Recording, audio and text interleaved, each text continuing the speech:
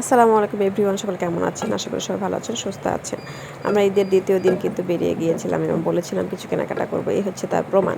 আমি মাটির হাঁড়ি পেয়েছি সেই ঢাকা ভার্সিটির এলাকায়, যেখানে ঐতিহ্যবাহী সবাই ঢাকা আর এমন কোনো ভার্সিটির ছেলে মানে স্টুডেন্ট থেকে শুরু করে যারা জানে ওখানে শপিং করে।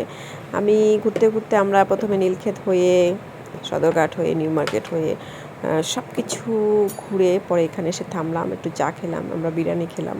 সেই গাড়িতে বসেই বললাম এই রেস্টুরেন্ট থেকে নীলক্ষেতের সেই ঐতিহ্যবাহী খাবার, একটু তেহেরি 3 জনের জন্য তেহারি কিনে, তো সেটা আমরা ভার্সিটি বসে খেয়ে এখানে বেরিয়ে পড়লাম। এই যে মাটির হাঁড়ি, বৈশাখ চলে আসছে, বাট আমার খুবই ইচ্ছা হলো মাটির হাঁড়িতে রান্না করব। তো অল্প একটু গরুর মাংস নিয়ে জাস্ট ট্রাই করছি।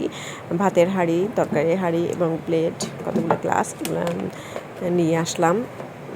তো দেখি কেমন মজা হয়, জানি না। তো খুব ভয়ে ভয়ে রান্না করছি, দেখতে থাকুন। এবং খুবই মজা করছি, আল্লাহর রহমত, আল্লাহর কাছে লাখ লাখ শুকরিয়া। আল্লাহ হাফেজ।